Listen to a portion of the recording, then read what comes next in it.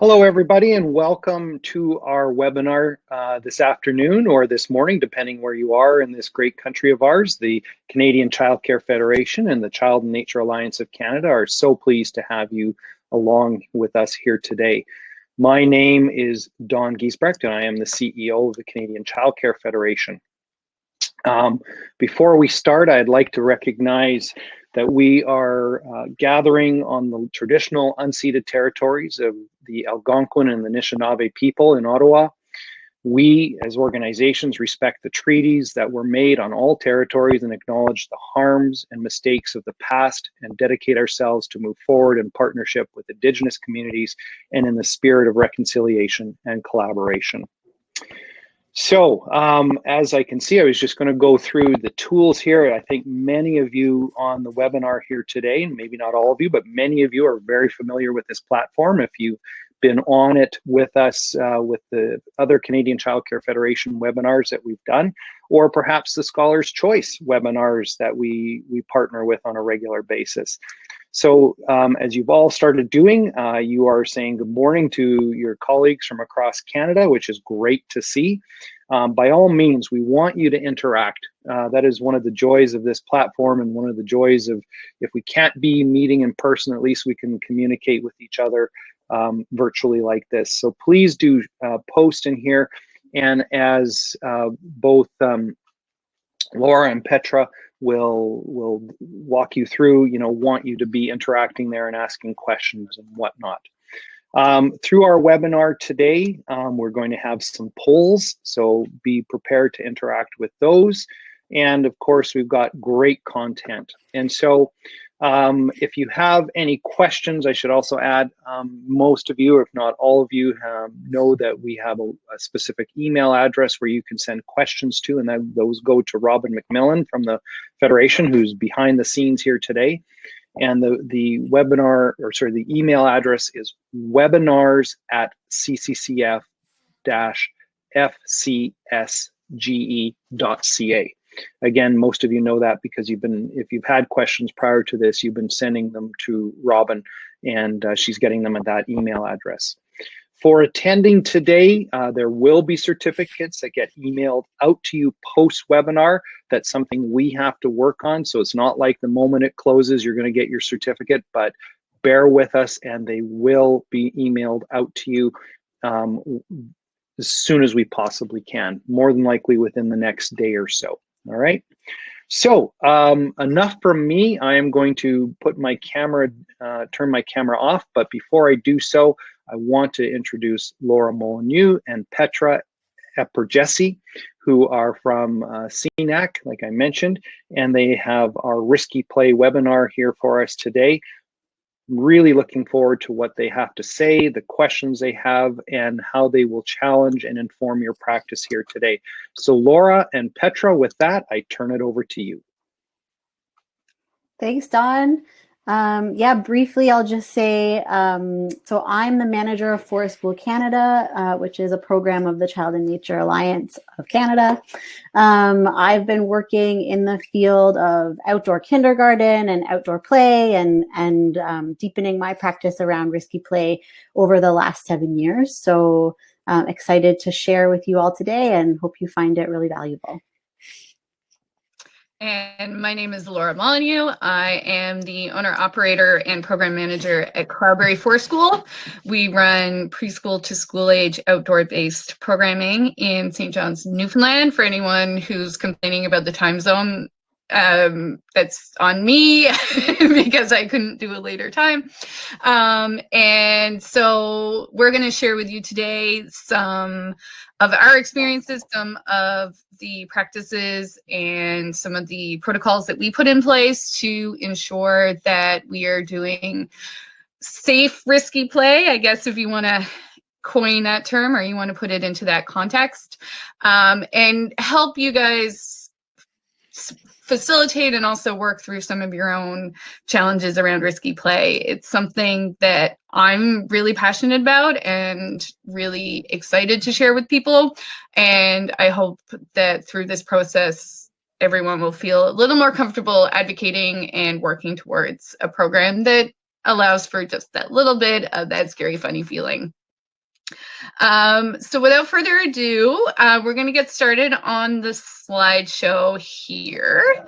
And we're going to start with just a little quick poll that Petra's going to put up. And I want you to have a look at the picture and see what is your gut reaction to this picture in terms of how you would assess the risk of this. Can everybody see it or not yet? Publish. I can see it. I don't know if that helps. Okay, hopefully folks can see it now. I think I published it successfully. There we go. So we'll give everybody a minute or two to have a look at the picture and see how you feel about it. Oh, cool. It's so you can see the live results coming in. That's awesome. So what's interesting as the poll numbers come in is that there's people on every point of that spectrum. And it's really wavering. People seem maybe even are moving around, like the leading number seems to be moving around.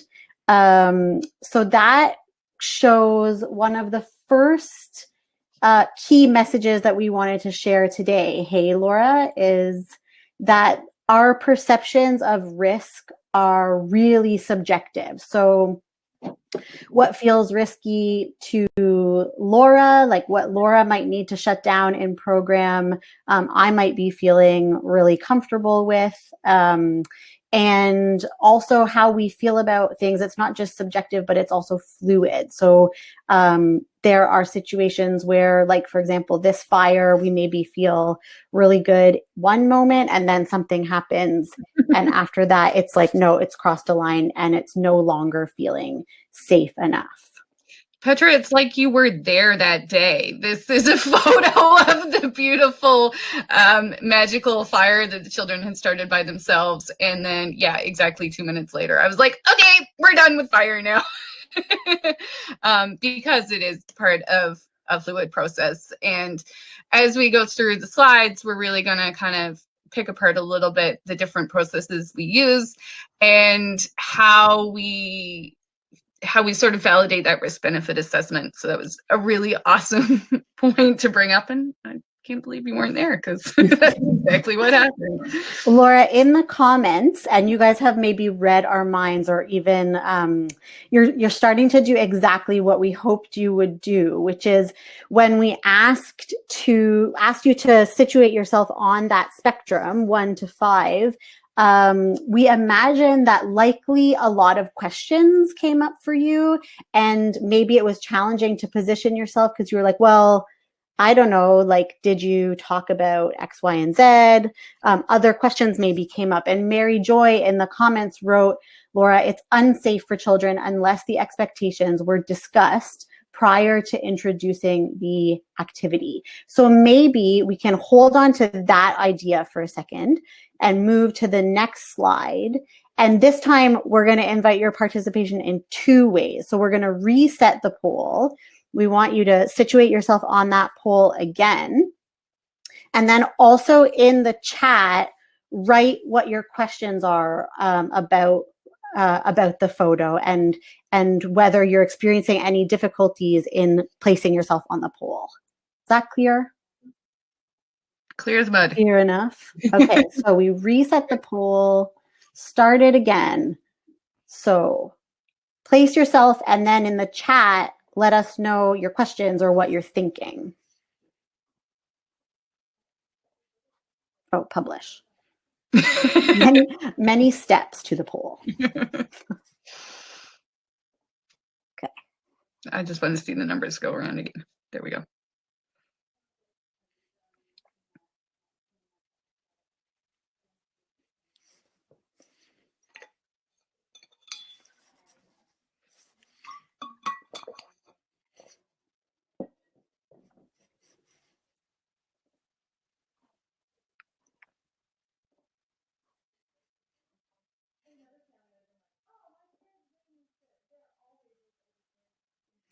Okay, so this one's interesting because most folks are sitting in the not super risky, maybe a bit risky.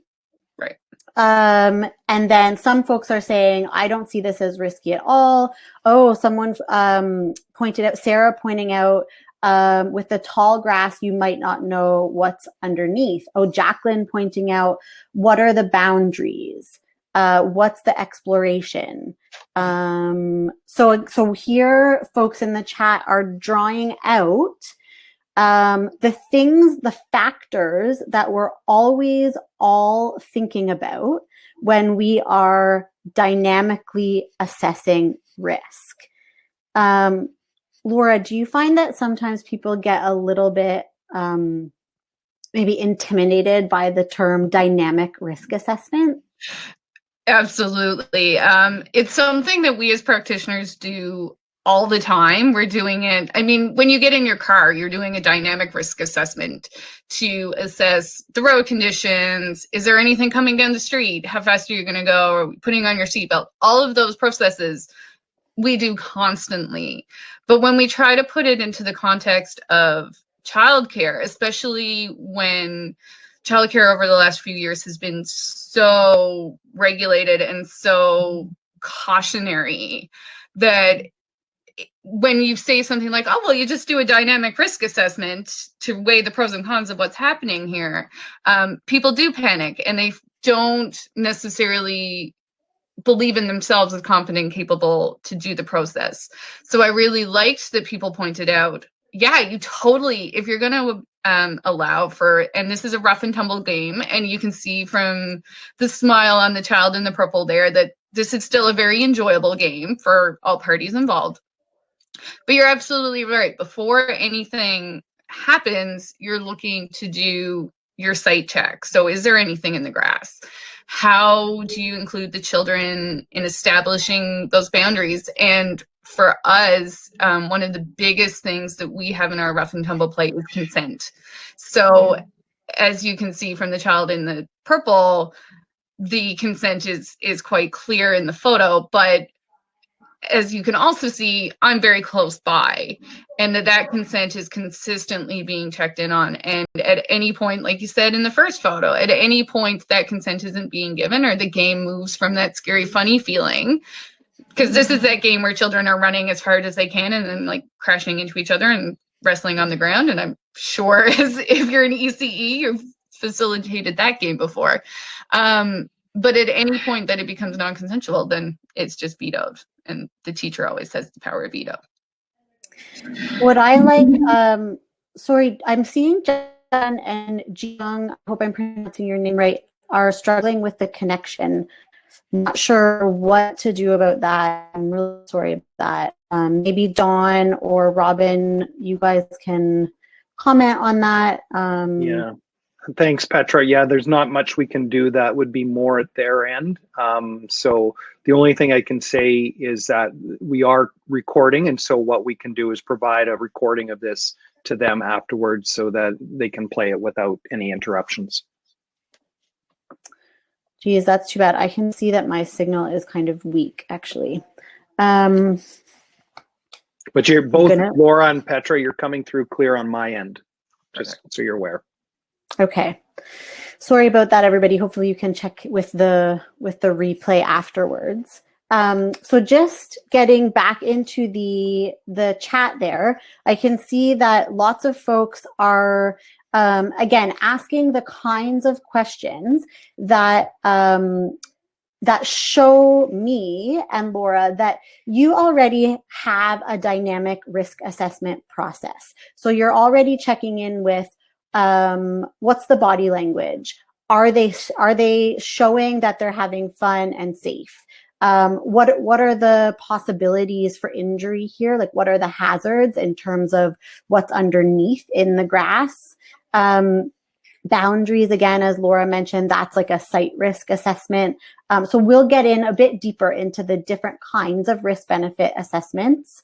And again, pointing out the ideas of really active, engaged supervision, discussion of boundaries. These are all the different factors of the dynamic risk-benefit assessment. So if you walk away with any takeaway today, let it be that you have a dynamic risk-benefit assessment process already, And because all our perceptions of risk and what's risky is so subjective and so fluid, so changeable, what's really important is that we develop on our teams and with parents and with children a way to talk about risk and a way to talk about how we weigh and how we balance risks and benefits. So maybe we'll move to the next slide and try the process again. Alrighty. Up the Rocky Mountain we go. Oh, publish every time. And I invite the same thing for you to have a look at this experience and ask those questions to us and see if there's, how does this one feel different from the last one? Keeping those questions in mind. And this time, maybe you can think about and start to put in the chat why, if you're putting, no matter which number you're putting, maybe you can explain why. Like, what is your thought process for where you're positioning yourself?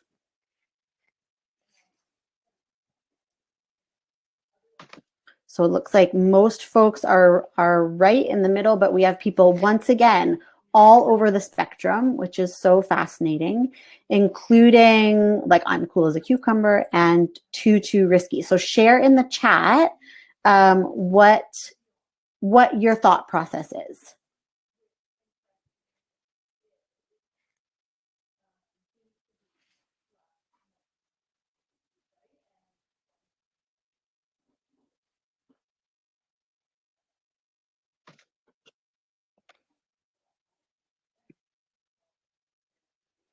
Okay, so I'm hearing, or I'm reading a lot about the edge in the chat. So what could happen if, okay, so what could happen if they did fall over the edge? Ooh, the chat's hot now. Too risky considering the height, don't really know what is on it when they fall. So I think that, Laura, that's a perfect segue, hey, into talking about like leveling risk. Absolutely. So, yeah, this is actually an experience, and I love this photo because this is a space and an experience that challenges me every time the children do it. It is a very high rock surrounded by other very high rocks. And as you can see, those trees there are quite fragile. So if the children use those trees to support themselves at the edge, there is a huge risk. There's a hazard. Call a spade. We have a huge hazard in this experience. I saw that people are saying that these children are old enough to assess their own risks. And these children are also children that I've known for a very long time and are very aware of the risk assessment procedures that we do with the children. So they are included in the, included in the conversation, and they work with me to establish boundaries in this space every single time we go, and that we have conversations consistently about the hazards of the space and what it is that they're seeking to benefit from it. What you can't see from this photo is that this rock has the most amazing view of the city, and it's so empowering for the children to be able to climb up on it and look around and see the city behind them. So we're constantly working through that process with the children, creating that risk benefit analysis together.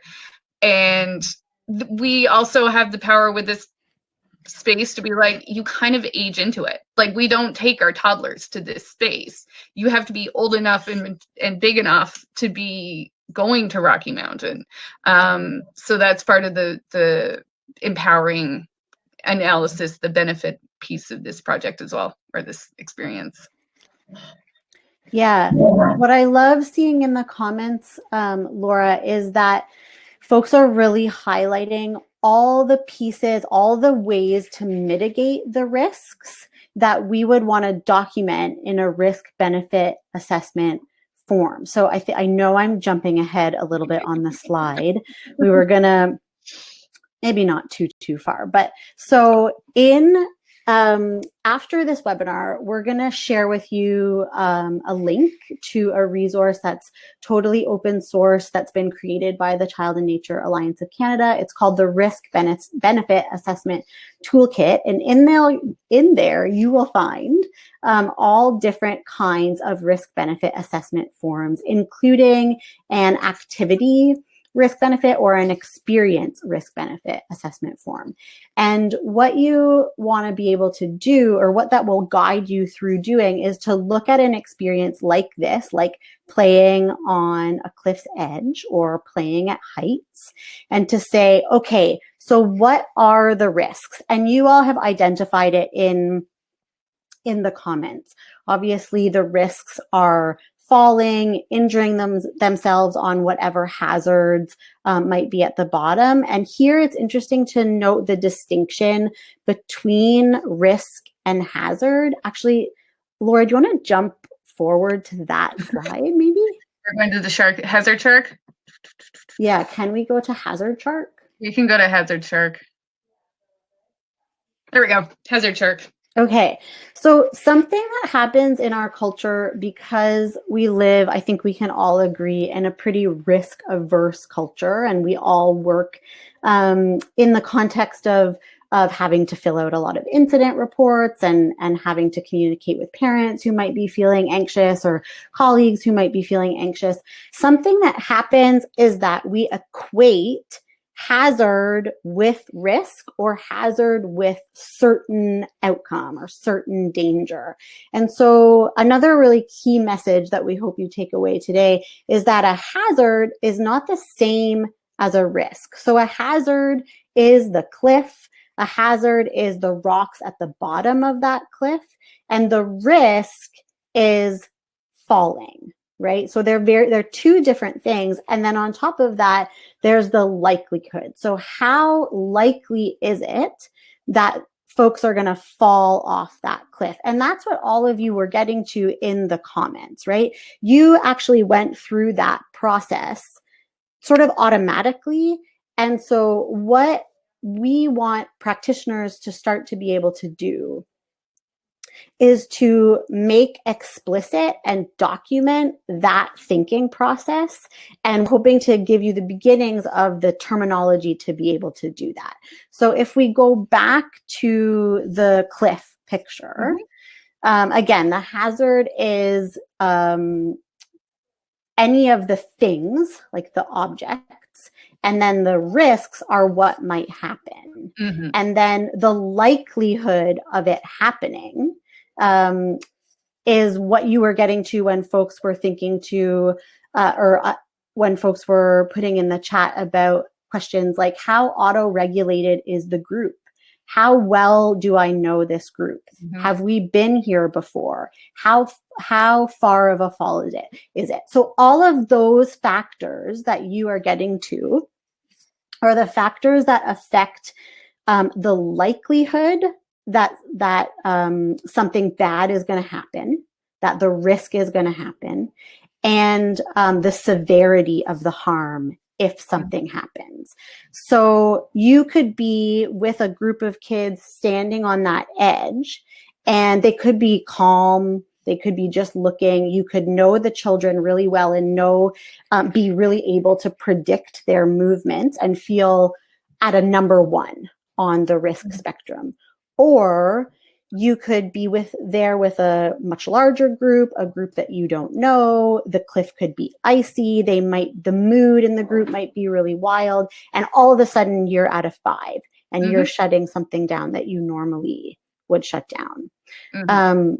Okay, so I've spiraled ahead of ourselves a little bit. Why don't we move to the next slide, and then we can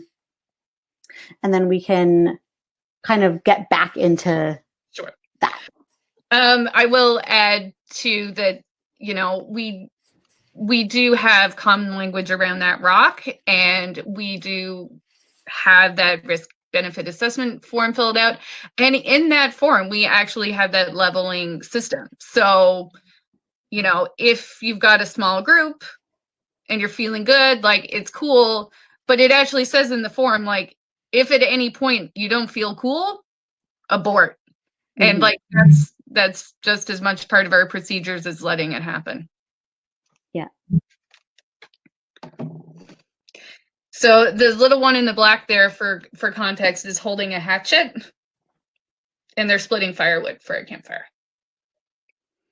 So head back to the poll. Where are you on the risk spectrum?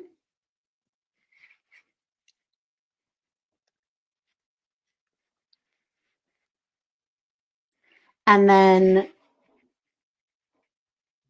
we can go through, maybe go through that risk, benefit, and mitigating factors process again, Laura, and share too about, you were mentioning how risk is not, it's a process. It's not an immediate thing. Absolutely. So these two children are actually the same two children that built the campfire in the first picture. So these are the little one in the, actually both of them I'd had in camp programs for 7 years. And both of them had gone through our preschool program. And both of them were very, very, very familiar with our risk benefit procedures, familiar with tools in context outside of forest school. They both split wood and go fishing and do that kind of process as well. So this is sort of an example of how we would scaffold up to something like tool use. So if this was the first day of camp for two children, I'm not bringing out the hatchet. I'm not bringing out the knives. I might bring out like the Japanese handsaw, but it's very, very limited, and it's very much one adult, one child, one tool. And as we get more and more familiar with the children, they get more familiar with us.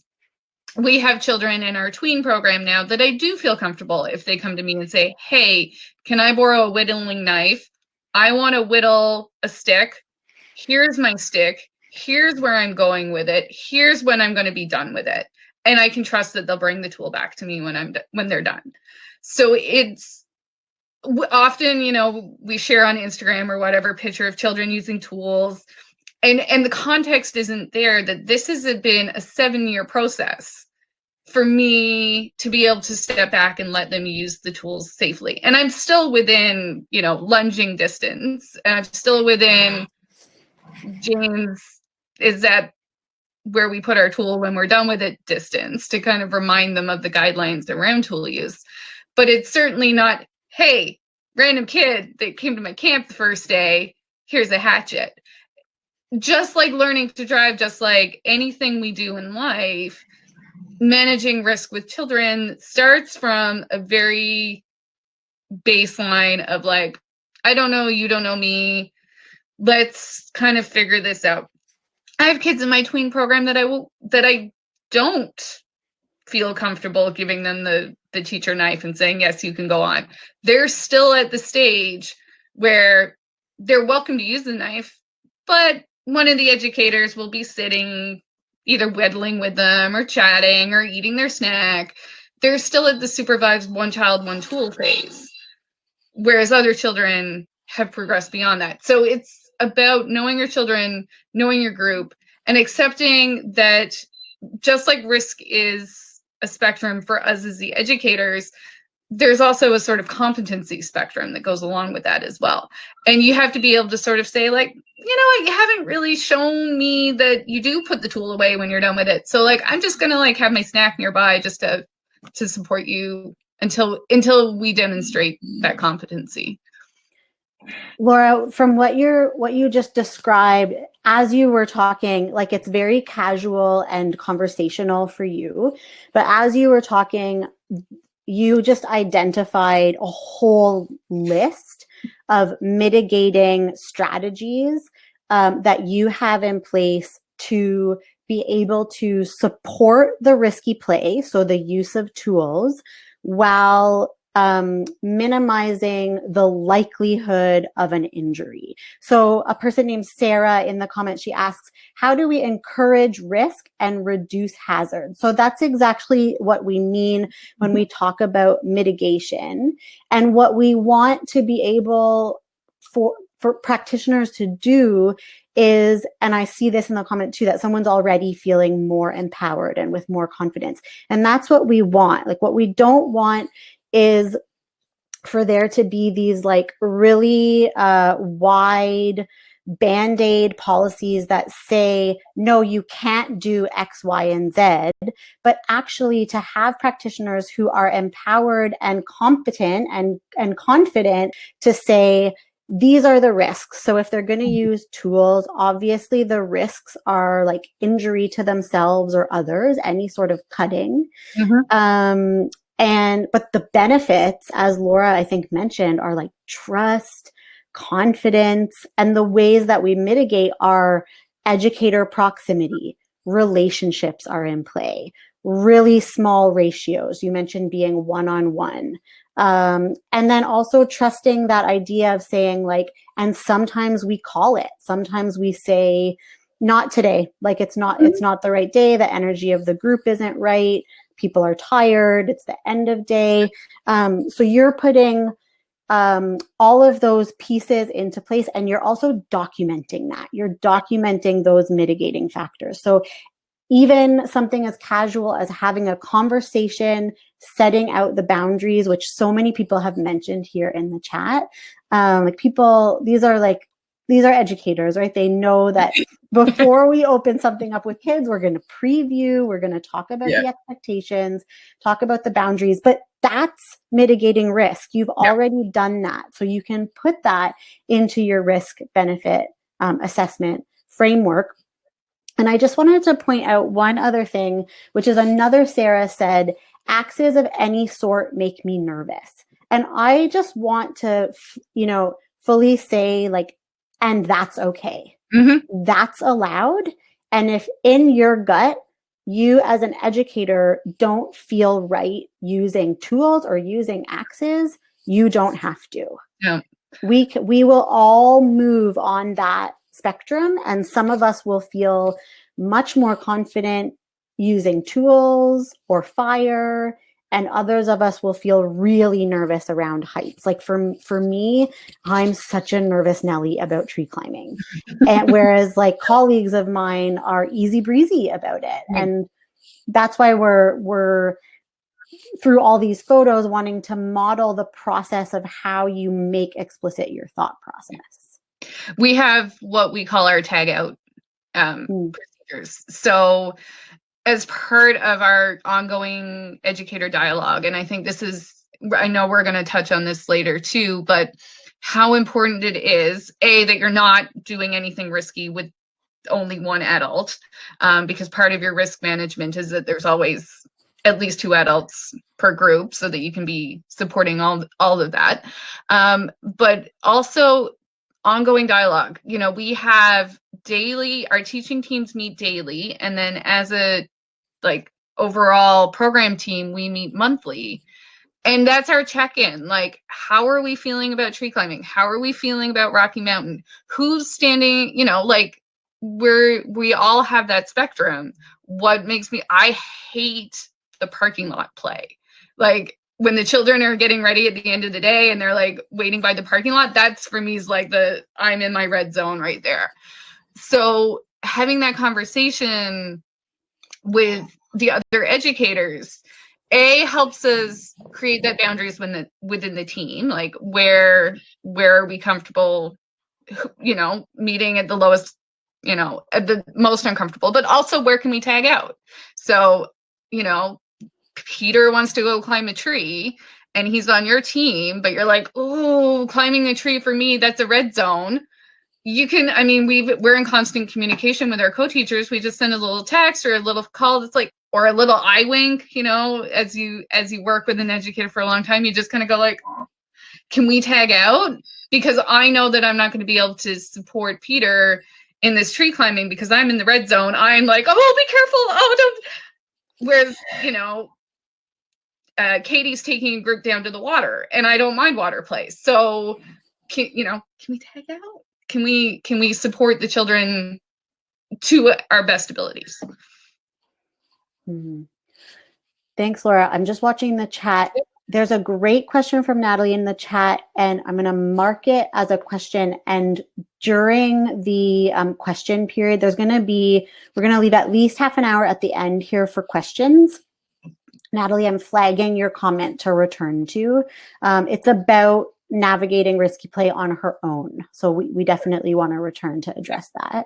Totally. Laura, would it be a good time to jump again in the order to the lights? Absolutely, to my stoplights, my safety stoplights.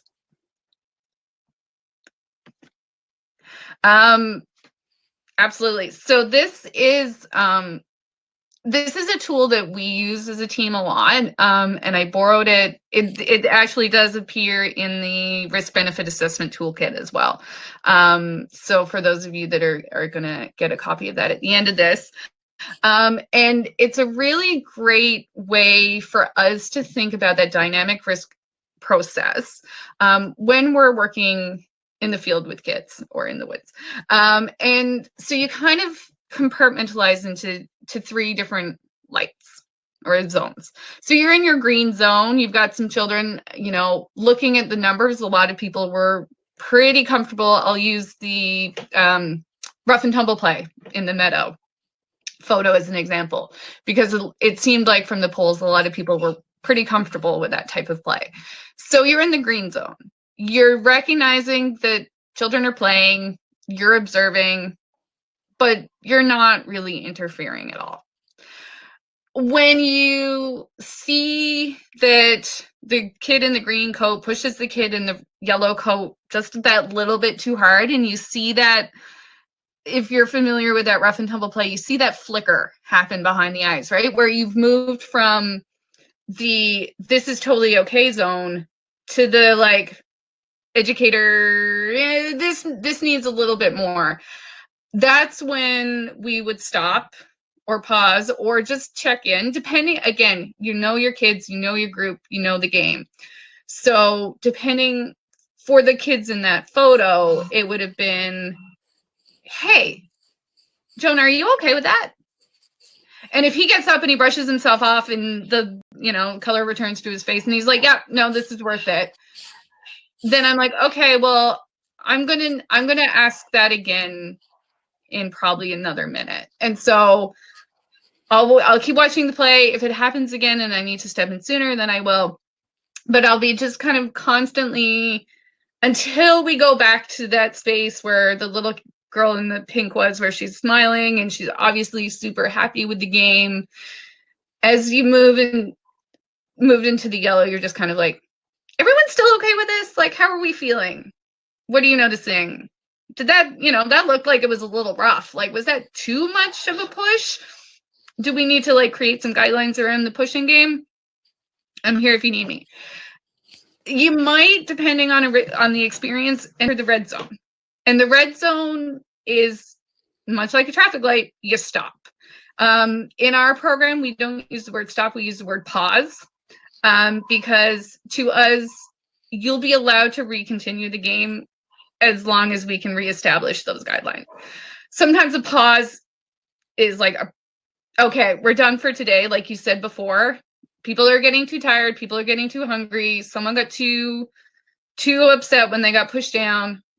We're going to pause this for today because we're not in a place where we can work through this today.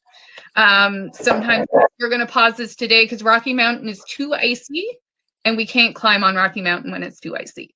It's when we use that power of veto to come in and say, hold up, this has to be paused, this has to be stopped, and engaging the children in the conversation around why you're making that decision. Sometimes they'll come back. Sometimes we'll put a pause on a game, like that pushing game, and they'll create their own guidelines. So, oh no, we still want to keep playing. We recognize that we pushed so-and-so too hard, so we're going to, it's only a tag game now. Or if you don't want to get pushed too hard, then you have to go on this side of the meadow, and there's like 2 teams of pushing game. They'll create their own risk management. Sometimes, like, Rocky Mountain is too icy, then that is there to be like, no, we're pausing. The risk benefit assessment is that Rocky Mountain is too icy, so we'll have to come back and check tomorrow and see if the ice is all gone. That's great, Laura. We have a question here from Jasmine that says, when you interfere or check in, is that the yellow zone? I feel like I understand it as yellow zone is like when my spidey sense starts to tingle, when that feeling in my gut like starts to activate, and I'm like, I'm going to get a little bit closer here. And I would say when I interfere or pause, as Laura says, and check in, that's a red light. And maybe we go back to yellow or green, or maybe it's a full stop and we're leaving that for today. Yep. I feel like, Laura, maybe could we go back to one of our pictures, and even because you basically, you already described how we include children in the risk benefit assessment process. Maybe we could go actually to the next photo, and maybe you and I could walk through, like, what are the risks? Sure. What are the benefits? What are the mitigating factors? And then how we would assess new risk here. As maybe we can do, we were going to do some role play later on, but maybe we'll do 2 role plays. And maybe we can model like how we might talk about this, educator to educator. Absolutely. Okay, so Laura, I'm going to be a more risk averse educator in this scenario. Does that work for you? Not just in real life. All right. See, you can be a risky play advocate and be on the more risk averse end of the spectrum, as Laura just laughed at me for. Okay, so Laura, you're letting them sled down the hill right now. I'm not, like, we have to shut this down. I'm not feeling okay about this. Petra, what is it that you're feeling nervous about? Okay, so pause. She's asked me to identify the risks. So, well, she could hit, like, there's trees at the bottom of the hill. We don't know how icy it is. Like, she's not wearing a helmet. I don't know, like, they're going to crash into each other, all these kids. Like, you know, she's just going to get hurt. And how serious would that injury be if she got hurt? Well, I don't know, Laura. Like, if she's going really, really fast and it, like, crashes into somebody else, like, they both could get really hurt. They could get concussions. And what is the likelihood of that happening? Well, I mean, maybe we could, I guess, like, maybe you could be at the top and I could be at the bottom, and just, like, we could sort of get the kids even to, like, just make sure that they're taking turns and watching out for each other. Laura, out of the scenario, are there hazards at the bottom of this hill? Like, are there rocks? Are there trees they could hit? There is a tree slightly off to the left that, if you don't have a conversation prior to the sledding experience about how you're going down the hill, and which part of the hill you might feel like sliding on, then there could be a hazard. Okay, so we could talk to the kids. We could pause the kids. Mm-hmm. We could have, like, a group meeting about how to sled safely. Mm-hmm. Okay. And, like, do the parents know that we do this? Are they okay with this? So we always fill out a experience risk benefit form, and we always let the parents know as much as possible before an experience happens that that's what we're going to do today. Because we're a child-directed program, we can't always be 100% sure that we know. But you can see there that she's actually brought her own slide. So this was part of an ongoing process with the children. They wanted to go sliding, and so we identified a good sliding hill that we could go on. And then we identified how we were going to slide. So walking up on one side, walking up the same side as the tree, and then sliding down the other side so that you knew you had a lot of distance between the people coming up and the tree. We made sure that we sight check. So the children are involved in the sight check every day. So we make sure that the hill isn't too icy or that it isn't too rocky, because, you know, as the snow starts to melt, things might come out of the snow. So the children know that before we go sliding, we have to check and make sure it's safe. And we have certain guidelines. So in our preschool program, if they want to go sliding, we have individual slides that the children use, and only one bum per slide, so that we know that the children have a nice, safe fall zone onto, and they're not going to bump anybody's heads. As the kids get older, then we might talk about, because, you know, she brought her own slide for the sliding party. So we might talk with her about if she wanted to bring a friend on the slide with her, how are they going to make sure that their bodies are feeling safe? Thanks, Laura. I was at like a level 5 risk, but I think I'm at a level 3 now, where I'm out of the red zone and I'm into the yellow zone, where I'm going to be staying really attentive. But, you know, we've looked at the hazards, like other kids, rocks, trees, ice. We've talked about the risks, which is like head injury. And you've walked me through all those mitigating factors, like having the conversation, where kids are walking, one slide at a time. So I'm feeling a lot better. And see. One thing I was thinking about while we were doing that is that so much of this is really common sense. And maybe even as Laura was explaining their process for keeping sledding safe, you were thinking like, yeah, of course, like everybody does that. I've done that too.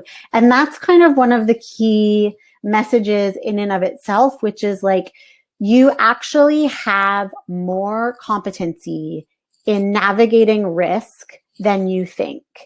And you are doing these processes, you're constantly balancing risks and benefits all the time as an educator. And so the next skill set is just to document that and make that explicit and use the language of risks, hazards, benefits, mitigating factors, new level of risk. So just using a more sort of formal or official language so that you can communicate with all different audiences, whether it's parents or your administrators or what have you, to show that like you've done the work, you've done your due diligence, you've really thought it through, and you believe that the benefits of sledding, the joy of it, the fun of it, the physical exercise of it outweighs the risks.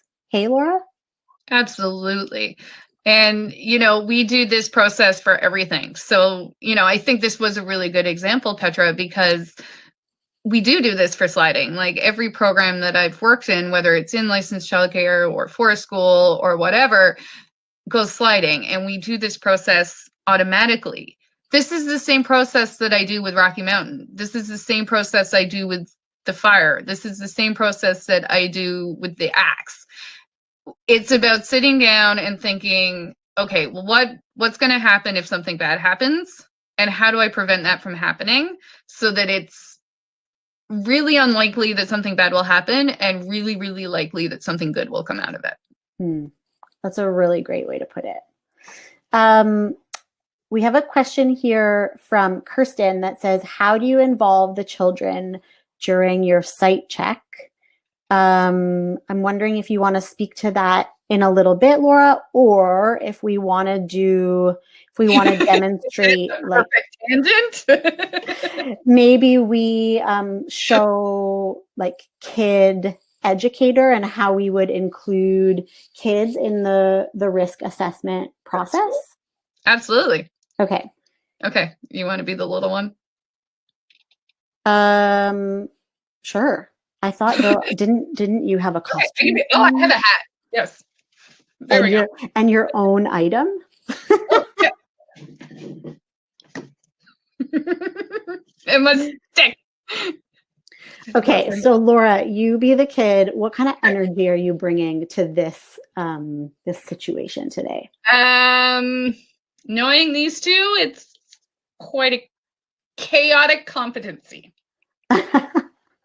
Okay, so woo, woo, woo, woo, woo, woo. Laura, you would know that that's our stopping mechanism. So key point is that whenever I am working with children outside, I have a stopping mechanism. I make it playful, like an owl hoot or a wolf call, but the kids know that when they hear that, that means stop and come back, because that's the pause. That means we need to check in. Something is not feeling safe for me.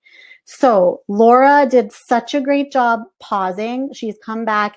And so I would say, oh, Laura, I'm feeling a little bit nervous. This is not really feeling safe for me. Can you think about like what I might be feeling nervous about? The water? Yeah, totally. We're really close to the water. The water might be... Okay, I got swimming lessons. I'm good.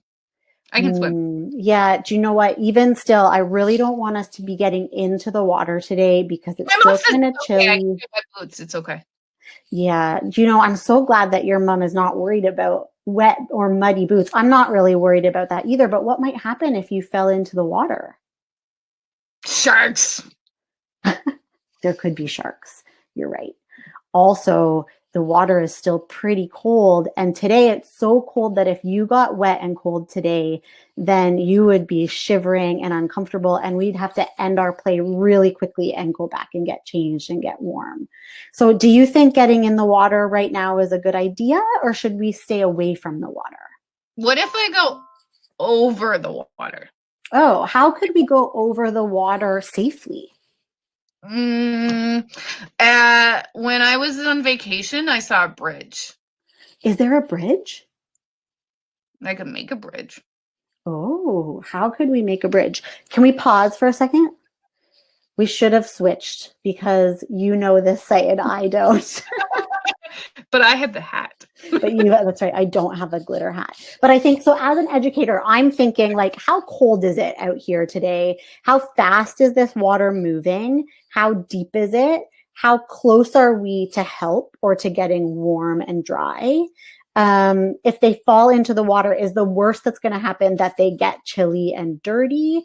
Can we make a bridge safely? And what's on the other side? Is it worth doing that? Or should I move them somewhere else? Laura, quickly be the educator. Can we proceed with playing near the water and building a bridge, or would you recommend that we move away? For this photo was taken in the heat of the summer, in the peak of the summer. Okay. With two very experienced forest school kiddos. Of the overcompetent variety, but very big body, big muscle learners, who work really well together. So I think in this particular context, I would welcome them working together to build a bridge. That's not to say that in other times, you know, we're approaching that time of year now where we do have that line with the kids. And once we hit about 10 degrees, and oddly enough, in Newfoundland, that hasn't actually happened yet. But once we hit that mark, then we do have that conversation of it's too cold and the risk is too high. And there are ways, you know, you were doing a really great job of working with my child persona in including that, like, oh yeah, there could be sharks, but also there's a risk. Like we want to honor their thoughts and feelings, and we want to honor their contribution. And sometimes we can say, oh, a bridge, that's a great idea. It's the perfect day to build a bridge. Like, what do we need for a bridge? And other times, you know, you can say like, oh yeah, but you know, we are really far from the cabin and you didn't bring your extra socks.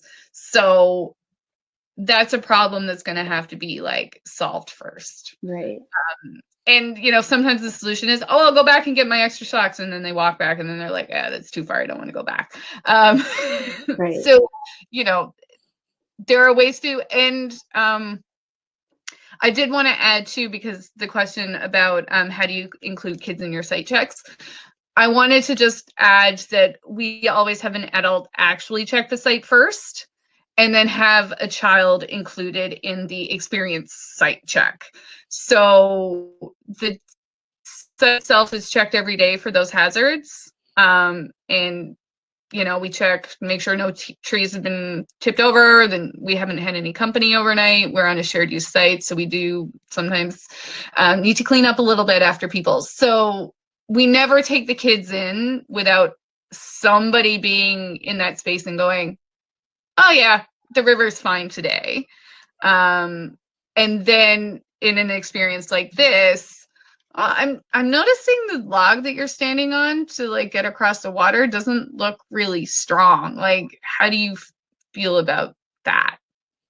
Because the risk for him is that he falls in and gets wet. So that's a conversation I can include him in, but I've had that higher level check first to make sure that he's not falling on broken glass. Yeah, that actually, okay, so many ideas came to mind, Laura, from what you said. So one is the difference between, a lot of people often ask, like, what's the difference between a dynamic risk assessment and an activity or an experience risk assessment?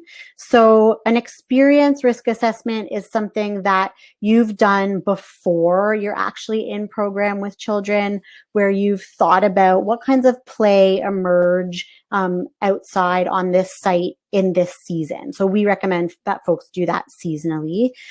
So Laura would already have had a conversation with her team about play near this water, and what the risks are, what the benefits are, what their mitigating actions are. But then the dynamic risk assessment is in the moment. You're assessing, is this still safe? What's the possibility? All those factors that we've already talked about in terms of like how many, what's the mood, what's the auto regulation, like all of that. So that's one difference that I wanted to point out. And also just that, you know, Laura's really doing a good job of illustrating the spirit that we encourage folks to approach kids with, which is to include them in the same conversations that you have with your colleagues around those same four factors, like risk, benefit, mitigating. Is it now safer? Is it safe enough? So it's sort of those four factors. And you can do that with kids and say, oh, it's not feeling safe. Like, why do you think it's not feeling safe? In other words, what are the risks?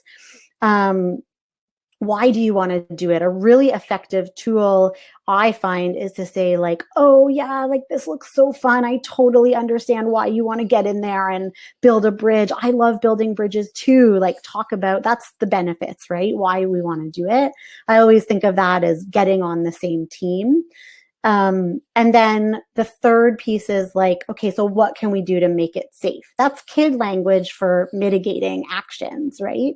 And then you get to decide together, and ultimately you decide, because you're the responsible adult, is this safe? And like we've talked about before, it can be safe for a little bit and then not safe anymore. And actually what's funny is like this photo, Laura, it's high summer and you're near water. And what I immediately went to actually is this very prominent memory I have of a group of kids. It was a January day here, and they were barreling towards this newly fallen over tree. So I had not checked it out yet. It was actually a new group of kids. It was really cold. So all of those factors had me like on high alert. So I paused them and I said, I'm feeling really nervous about this. Like, it looks so fun. I do understand why you want to climb on it. Like, I want to climb on it too, but I'm feeling nervous. And as a group, they were actually able to identify every single one of the factors that I had been nervous about. So the hazards, like there were branches everywhere posing a risk of injury to their eyes, right? And then I was worried that like they were all going to be on top of each other and they would fall. And I didn't know how deep the snow was. I didn't know if there was ice or rocks or sticks pointing up underneath. So we actually did that process of looking underneath for the hazards underneath the snow, determining together if it was safe to climb. We broke off some branches so that there were handholds, but fewer kind of hazards to the eyes. And then we made a plan for giving each other space and only climbing like one at a time on certain parts, like on the root ball, for example. They were able to do that for 20 minutes consistently, like over the next few weeks. We went there every day. It was like a site of such rich play, just like the most fantastic, like pirate storytelling, like sagas happened on this tree. But without fail, 15 to 20 minutes in, like everybody's self-regulation was out. And they weren't able to like give each other space. They weren't able to hold off. I could see they were starting to slip more. And so that's when my like gut was starting to be like, oh no, like now we're venturing into like the likelihood of something happening is increasing. And so we're moving. We're pausing this and we're going somewhere else. I just wanted to share that story of navigating risk with kids. Oh, absolutely. And it's what I love about including kids in the conversation is you really get to see how competent and capable they are and how aware they are when you ask the right questions. So often we just go to that like, oh, be careful. Oh, you know, you might get hurt.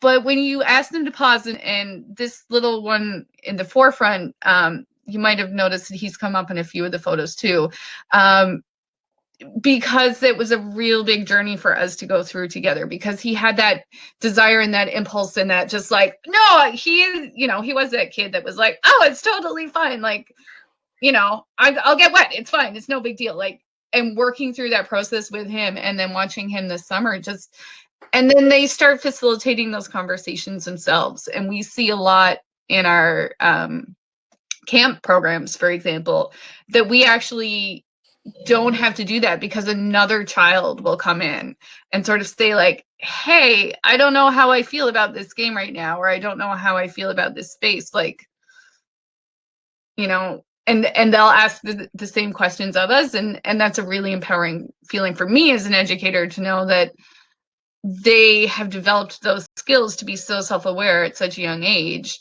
that they can mitigate their process between their peers. And often they'll be like, no, it takes too long, Laura, when you're involved, because I narrate every step of the process. They're like, we'll just let you know when we're done. I love that. Laura, I'm just, can you guys see the whiteboard? You see my typing on the whiteboard? I can see the whiteboard, but I can't see you typing. Okay, hold on. Let me see if I've. Okay. Yeah, Petra, I'm seeing it. Okay, great. Petra. So yeah, I just wanted to share some. Wait, Laura, let's stick on this slide for one second. Sorry. Some key kind of takeaways, and then maybe we can go into questions. And I forgot about that last slide about the 6 risky play tips. Okay, we can touch on that real quick. So just to reiterate that risk does not equal certain harm. Risk is the possibility of something bad happening or something good happening. And it's our job as educators to share both of those. A really easy formula for level of risk, or a way to talk about risk, because our perceptions of risk are so subjective and fluid, is to think about what's the likelihood of harm? Like, what's the likelihood that these boys are going to fall into the river and drown? Fall into the river or drown, because those are two different questions. Exactly. Fall into the river. Fall in. I know these boys, they are gonna fall in, and they are not gonna drown. Right. Thank you, Laura. Good point. So separate those things out. So likelihood they're gonna fall in is, what's the severity of that? Is that really bad? Laura's already explained, like, no, not on this day.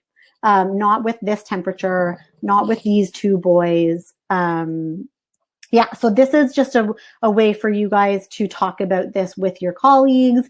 And then in addition to that 4-point framework, which I'll type out here. So what are the risks, benefits, what are the mitigating actions we can take, and what's the new risk? And the question is, like, do we go for it? And you can always change your mind about that. Okay. Should we go to that last slide, Laura, and then take questions? Sure. Okay. I'll clear the whiteboard. Don't worry, we'll send you a follow-up email with some of the key points and great links. Laura, do you want to explain? Sure. So the other thing that we just wanted to touch on was that we actually curated those photos pretty carefully, because we wanted to also make sure that we touched on what we like to in the field call the 6 different categories of risk, because there are things that when you're looking at risk and you're looking at risky play, these are kind of some of the things that you want to think about. And like Petra said, if you're not cool with tools, like don't use tools. Like, don't do something because the Child and Nature Alliance said that we have to have these 6 elements in all our programs. No, absolutely not. But when you are curating a space or when you are designing your program, you kind of want to have a think. When we're looking for a space, and we've been going through a really fun journey of like finding a new base camp this year, is there an opportunity for us to offer at least some of these experiences in that space? So the feeling of getting lost or the feeling of being hidden. And those, again, they don't have to be these 2 down at the river hiding from me. It can be the creation of dens. We build dens and forts with the kids, and in our further away base camps, those can be kind of returned to. So that kind of space. So even if you're in a licensed childcare setting, is there a space that you can create, a willow house, something like that, that offers that feeling for children of like, oh, the teacher can't see me. I'm hidden from the adults. Dangerous elements, fire, water, ice. Again, licensed childcare, you're probably not going to go out and build a pit fire like right away. But having to think about how empowering the ability to offer something like fire is. And one of my most magical moments was we had one of those winters where it was just like cold and icy and we had no snow. And so as a regular experience, just because we ran out of things to do because it was -30, but we had no snow, was we regularly made hot chocolate on the campfire with the children.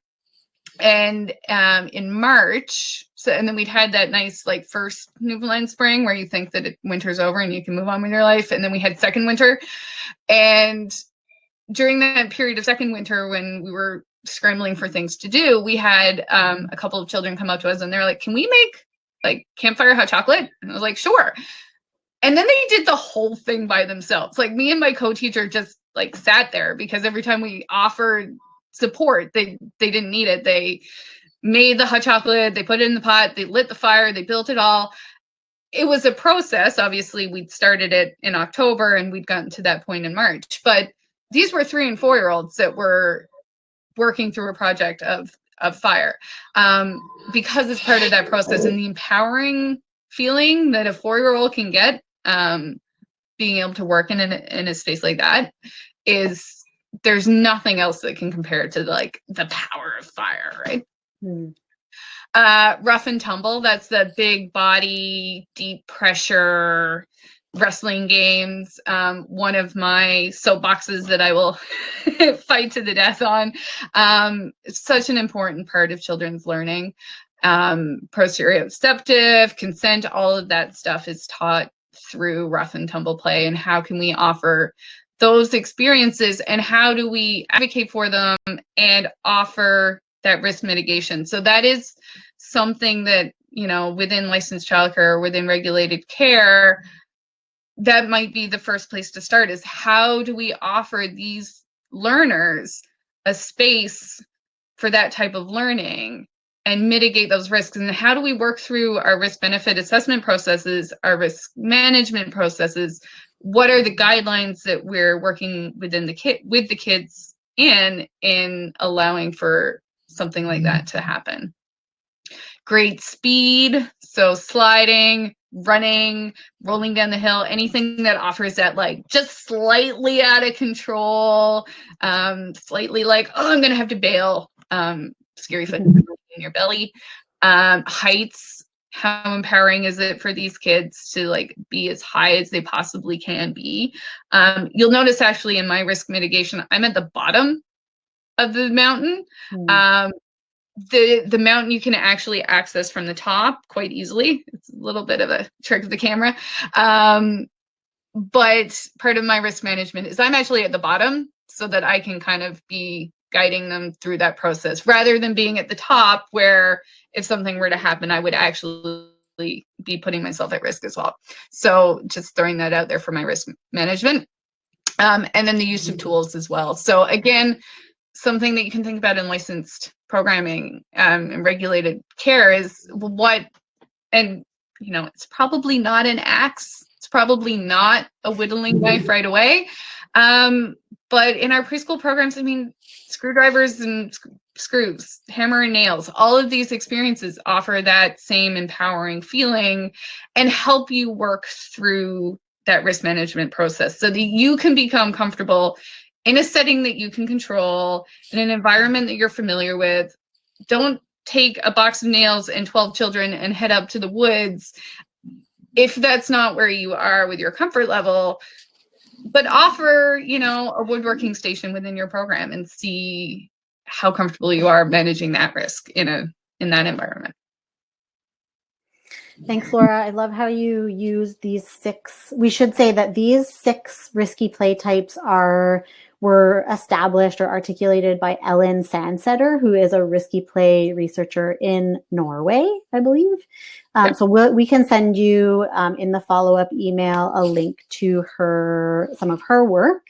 And Laura, I love how you framed it as ways that you can make more opportunities for risky play. Sort of flipping, I think, the way we all maybe approach risk is in terms of like, okay, how do we like lower the risk? And you flip that to like, how can we raise the risk opportunities, which is a really lovely answer to someone's question in the chat around like, how can we provide more risk while minimizing or mitigating harm or hazards. So I think looking at the time, we should do some Q&A. I've been flagging questions as we have gone through, and I think that's probably the easiest way to do it. So we will attempt to answer as many questions as we can. So feel free to put your questions in the chat. And so, Natalie's question was the one that I wanted to return to. So Natalie wrote, now that there's a pandemic going on, we separate our groups. So I'm by myself at times. So should I avoid any type of risky play?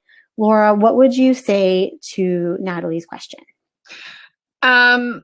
My response to that would be know your kids and know your group. So there are experiences that you might feel comfortable facilitating. I don't know what age you're working with. I don't know if you're in a fenced-in area or out in the woods.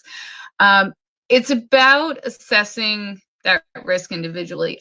I would strongly recommend / insist that if you are off-site anywhere, that you have a second adult. We had a situation where my co-teacher got something in her eye, right? It's not a huge deal. She was fine, but she could not see because she was digging with the children and she got some dirt in her eye. So if there's a way for you to mitigate that risk by finding a volunteer or bringing in a student, I know COVID is throwing everything out the window. So what I would normally be like, absolutely 100%, I totally recognize we can't take students. We can't take volunteers right now. Are there experiences that you could offer? So is there a space where they can run down a hill or roll down a hill or climb something? I think there are ways that you can offer risky play. I mean, I had those 2 kids down by the water by myself because they were my adventure team and I knew them well. It's not out of the realm of possibility, but I would really encourage you to do that risk benefit assessment for your kids, for your group, and make your plans. So how are you going to keep them all together? How are you going to address something urgent? How are you going to get a kid to use the bathroom? Like, just working through that process and then seeing if it's something that you can do safely or like safely because we're not about doing it too safely. But safe enough. Safe enough. Doing it safe enough, or if there needs to be another level of mitigation put in place before you can proceed. Thanks, Laura. Another question that came in is, when it comes to risky situations, do you give warnings or chances if they don't listen? I don't like using warnings and chances because to me that's a very authoritarian approach. But I am the authority in the situation. I just kind of mask it a little bit. So what I would do is we go through a consent process. Or, for example, if that little one is climbing on the tree and the tree is not safe, instead of going through that's a 1, or this is your last chance to listen to me, we talk about why it is that I'm vetoing the decision. And I give a really great example. Back when we first started, we had similar thing to Petra's story. We had a windfall tree, and the windfall tree was actually over a river. And we had one overconfident child. I have a type, but he immediately beeline for the tree and was like halfway up it before I could even blink. And so I got over there. I was like, buddy, you got to pause. And I said, I'm going to have to ask you to come down. And he was like, no, I'm good. So we went through the whole process. I'm noticing that the branches are breaking. I'm noticing that the tree is dead. I'm noticing that it's over water, pointing out all those risks. And because he was that overconfident, he was fine. Fine, right? He's like, no, I'm good. I got this. And eventually I kind of had to say, like, buddy, it's my job to keep you safe. And I don't feel safe in this situation. I'm going to have to ask you to come down. I've pointed out all the reasons why. And now I'm putting my teacher like voice on and, you're going to have to come down. It's my job to keep you safe. And so he climbed down and he looked at me. He's like, Laura, it's your job to make sure I have no fun. And, we do have that right. But I think rather than offering chances, like we do offer chances, but we don't frame it in a way that's like, I can't, you have to listen to me. I'm the teacher. You frame it in a way that's, I'm keeping you safe and I'm not at the level to feel confident that you are there. You come down, we talk about it. Maybe you can prove to me that this is a good idea, but from where I'm sitting right now, you need to come to me to have that conversation. It's all about sharing power, like empowering them to see this isn't safe. And to be honest, I don't know if you find this, Laura, but I would say like 90% of the time going through that risk assessment process with them, like saying like, I'm feeling unsafe because this tree is dead. I can see it starting to crack. It's over really fast moving water. Like if you fall in, blah, blah, blah, blah, blah. 9 times out of 10, like they will make the right decision because kids have actually like really good gut senses about what's safe and what's not safe for them, especially when we help them get into the practice of like, does that feel safe for you? You don't have to defer to the adult to make the decision for your body. But then there are times where like, and Laura, similar, like I've had a kid climbing a dead tree and just like wouldn't get down. And it became a power struggle. Like it was definitely about me versus him. And that was a tap out moment. Like that was where, short of me putting my hands on this kid who was older, I was not effective in that situation anymore. So I needed to tag out and have somebody else come in.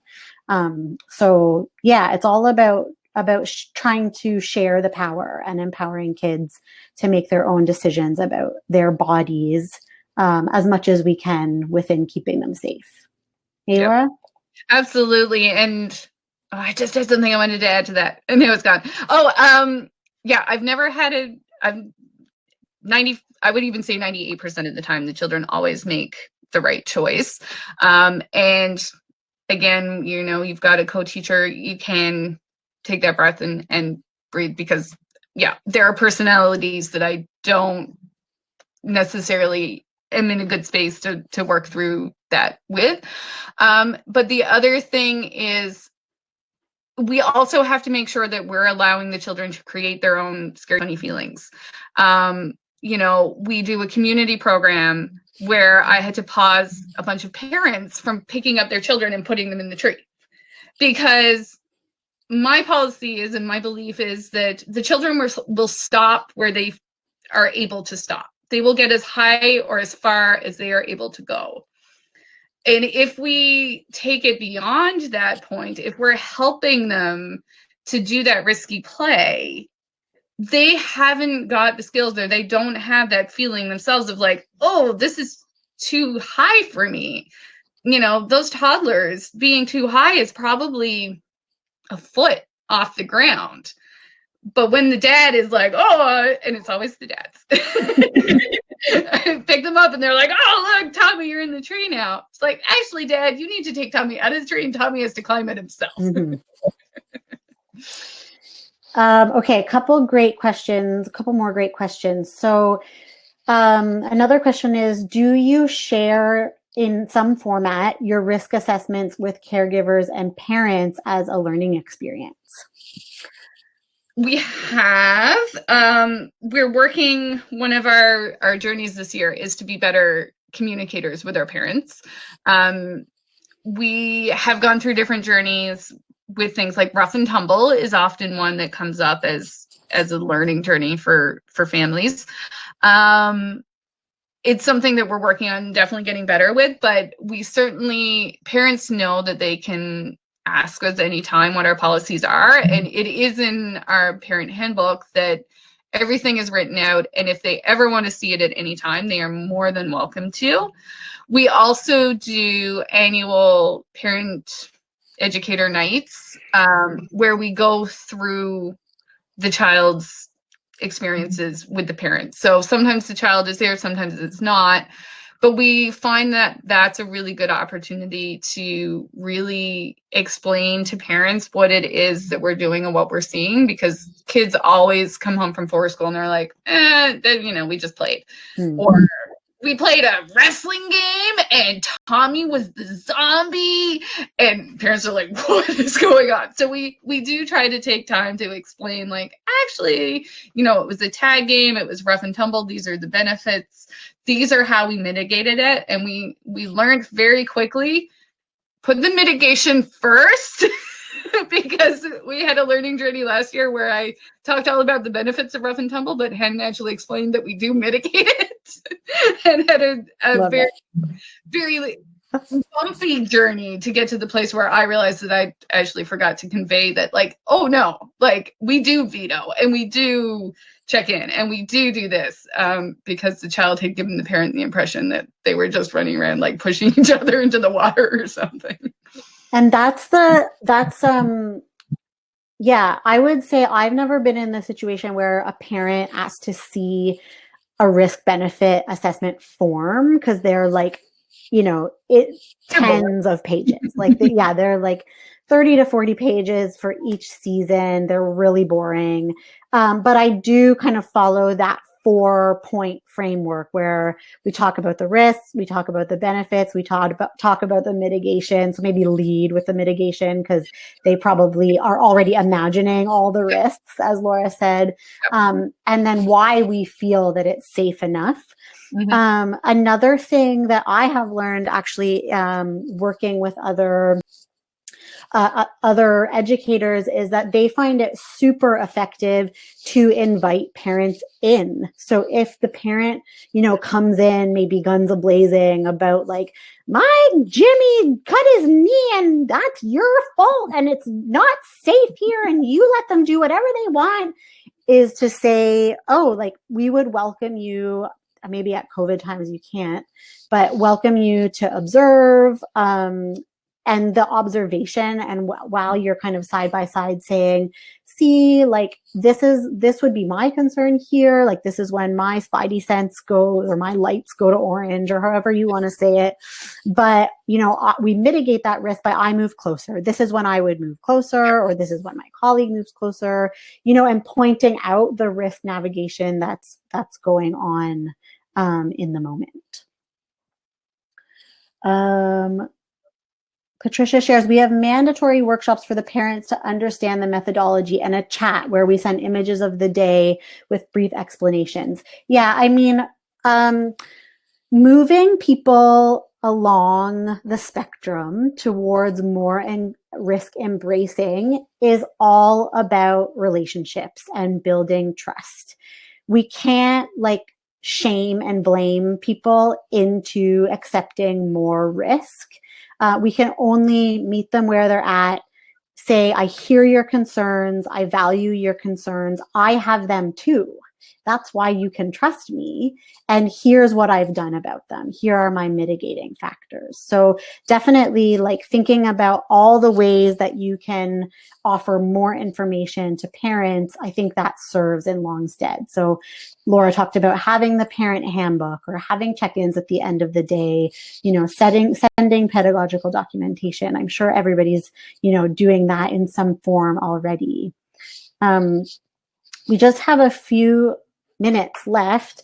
And one question here is, what if you don't have a partner to tag out with when the children are not cooperating? And Laura kind of spoke to this already about COVID really throwing a wrench into all of our best laid plans.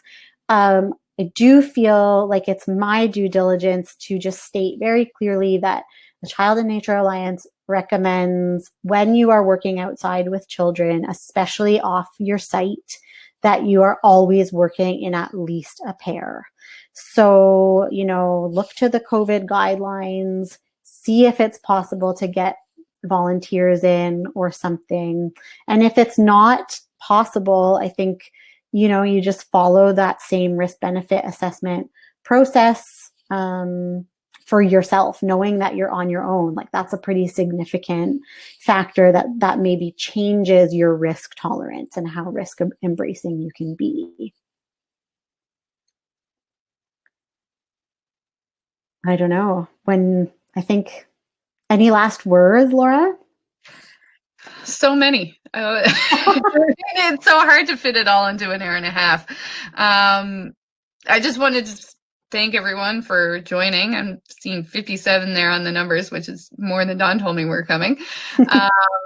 It's always really exciting, and I'm always available if people want to reach out. I can be reached at collaborateforschool@gmail.com.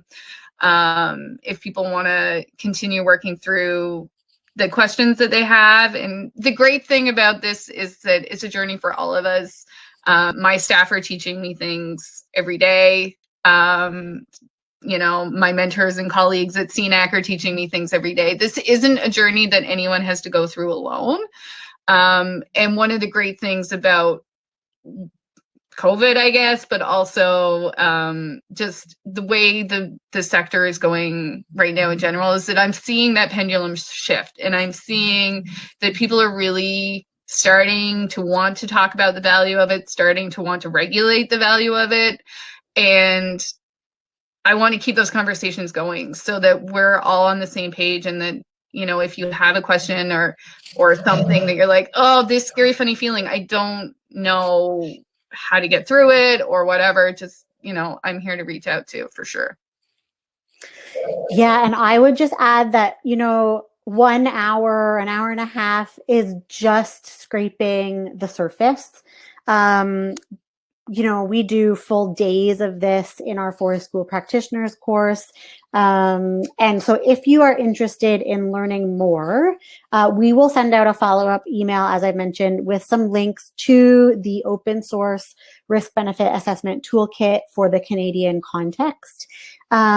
Please also check out thriveoutside.ca. Thrive Outside is a new resource that the Child and Nature Alliance has put together for educators who may be taking their first steps outside with the children in their care. And there's a section that's specific to early childhood educators. And we're going to be constantly updating those resources based on your input and your feedback. So get in touch. Let us know what you have questions about. I saw one question specifically about, can there be a webinar about rough and tumble play specifically? So check Thrive Outside. Let us know what you want to see. We're going to keep updating it. And we're also going to be launching in November, December, a online course about risky play. So stay tuned. Know that this is just the surface, and keep learning. Yeah, you got this. Hi, can you guys hear me? Yep. Well, thanks so much. It's Robin. Thanks for from the CCCF. Thanks for such an amazing webinar. That was wonderful and full of really practical information. I'm sure people really appreciate it. And just to let you know, the Thrive Outside website that you mentioned, Petra, we're actually going to be highlighting that in one of our free webinars coming up in November, December. I can't remember the exact date, but we'll have information sending out about that, which will basically take people through a walkthrough of that website so they get familiar with it. So we're going to join you for that one as well, or one of your colleagues. And we're also having 2 other webinars, as you probably know about, in this series, this deeper dive series to do with outdoor play. One coming up again on November 18th, and the other one coming up in December, which will be on December 15th. And you received information about those already, but the other topics are loose parts and challenging environments. So please be sure to enroll in those if those are of interest to you. And all the information, certificates, etc., will be sent out by email, as well as the links that Petra mentioned, and additional information. So that's coming up to you. You'll probably receive that in the next few days. So not right at this moment, but it's coming. So just be patient with us. And thanks again for your attention and for joining us today. Bye, guys. Thanks. Thanks, everyone. Thank you.